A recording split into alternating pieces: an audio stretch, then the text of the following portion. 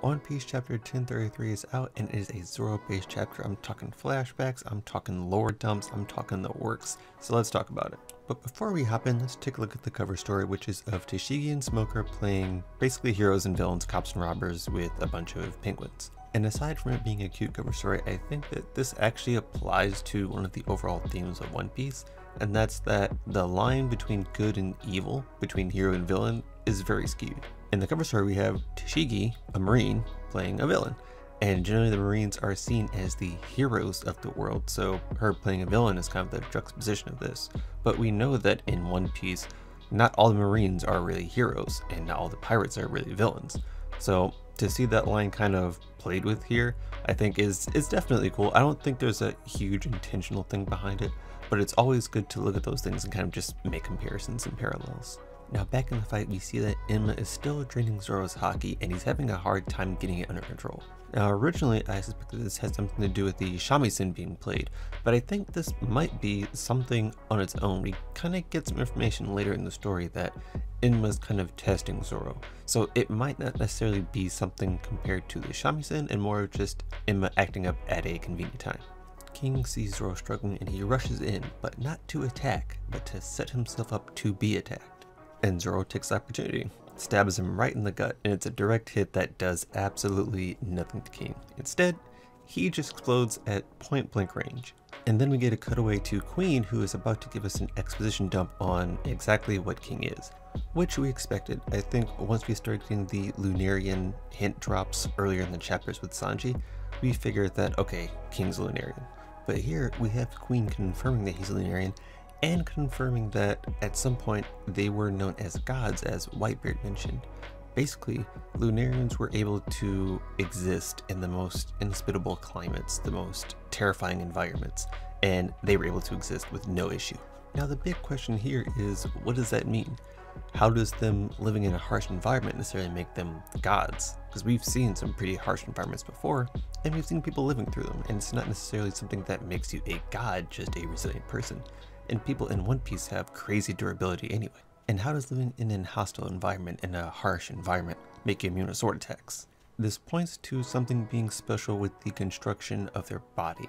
And ultimately, I think it has a lot to do with adaptability. I think it's not that they were born able to resist all those harsh climates. I think it was that they adapted to them. They became able. When things would change, they adapted, they overcame, and that made them stronger. I immediately think of someone like Doomsday, who basically you can't kill Doomsday the same way twice. Once he's been killed once that way, he'll adapt and basically make countermeasures to not be killed like that again. I feel like this fits with what Lunarians do in that they are unable to be taken down by these harsh environments they're put into, and once they've kind of adapted to it, they're done with it. You know, it's not going to affect them again. I don't think it would be surprising to say that in King's time, he ran across swordsmen, he ran across cutting attacks, and he adapted to it. However, with all that being said, there's still a point made in the chapter that they were still eradicated. The Lunarians were still wiped out, King being the last one alive. So for these gods who could live anywhere and through anything, how did they die? That's an answer I assume we'll get by the end of the Zoro King fight, but we're not going to know until the end, because I think it might have a key in what's going to help Zoro beat King. Now Zoro hits King with an upgraded Shishi Sonso and it still does nothing. Absolutely unfazed, King just moves on to his next attack without even acknowledging it. And for this fight, that's pretty much been the case. Every move that Zoro has been using, King's just been tanking, eating, taking no damage from whatsoever and just moving on. Now King's attack on Zoro kind of leaves him falling off the side of Onigashima, with Sendai Kitetsu falling off the island. And Zoro reaches for it, but King kicks him back onto the island, saying that he's foolish for trying to save his sword over his own life. And I think with this fight, and this portion of the fight in particular, we're starting to see King's personality come out like Queen described it. We're starting to see him be a glutton for damage and punishment and wanting more of it, because he easily could have let Zoro fall off here, die, not be part of the fight, but no. He wants this fight, he wants the damage, so he puts Zoro back up there. And this basically leads to a barrage of attacks from King, and each time this kind of happens, we see Zoro reaching for one of his swords, and he's getting kind of a flashback, and he's remembering how he got the swords, the history behind the swords, and this makes him think about how everything's been connected. Now, we kind of had the information of how the Shimotsuki clan made their way to the East Blue. Oda went through an explanation of this in an SBS, and he pretty much describes the information that Zoro goes through here. But we get an added bonus because we actually get a flashback of Shimotsuki Kusaburo. Kusaburo was the old man in Zoro's village that pretty much taught him the Sunachi, as well as made all these fine grade swords, Enma, Wado Ichimonji, and the lesser ones that he ends up giving Zoro to train with. Up until this point, Zoro had never made that connection, and he really didn't have the information to make that connection. So even though we already know kind of how this is supposed to progress, Zoro clearly doesn't have the information, and it's nice to see him kind of build the blocks together. Kusaburo also lays down some gems as far as what a sword is. He says that they are basically people. They have their own individual wills, their own individual personalities, and that a swordsman is one who takes control of that will, tames that personality. And it honestly sounds like a battle of hockey because basically you have two imposing wills going at each other, one trying to beat the other. If the swordsman will isn't strong enough to tame the sword, that's how they get cut down, and that's kind of where the idea of a cursed blade comes from. And Kusaburo says that cursed blades aren't really a thing. It's just the fact that the swordsman wasn't strong enough to wield that sword. It's not the blade's fault, it's the swordsman's fault. The ones that can't control those blades are weak. And with the way this chapter ends, I think the idea of a hockey battle fits very well. Once Zoro has made the complete circle connection of how Kusaburo created Enma and everything behind that, he kind of looks at Enma a bit differently, because he realizes that it's not Enma being an unwieldy child, it's Enma waiting to see Zoro's full potential. Up until this point, Zoro has this idea that he has to regulate the haki that he puts into Enma, because if he puts too much, it'll take and it'll kill him. Too little and it won't be as strong as it needs to be. So he was aiming for that fine middle ground. But he thinks about Oden. And when we remember Oden, we know that Oden was a reckless hothead. He went into battle with everything he had, nothing held back.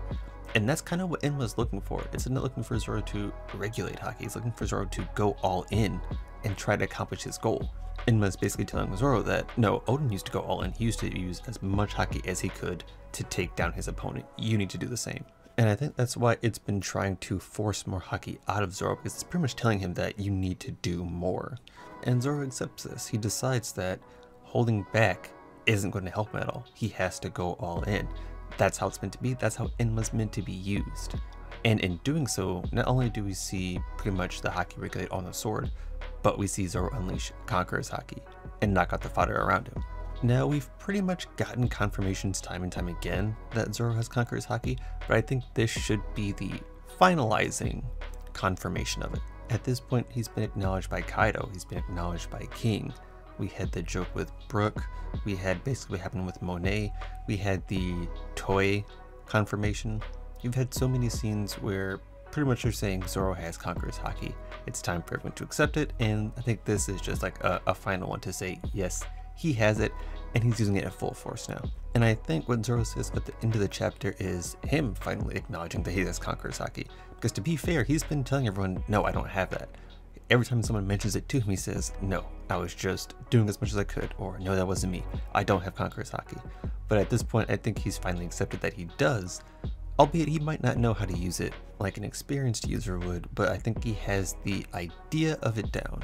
And I say that because if we look at the end where Zoro is danced up with his 3 swords, we see black lightning pretty much coming off of the swords. And this generally means Conqueror's haki. So if he's doing what Kaido, Luffy, and all the top dogs have been doing, he's now coating his swords in complete Conqueror's haki instead of just armament haki. The biggest question here is, will that be enough to damage King?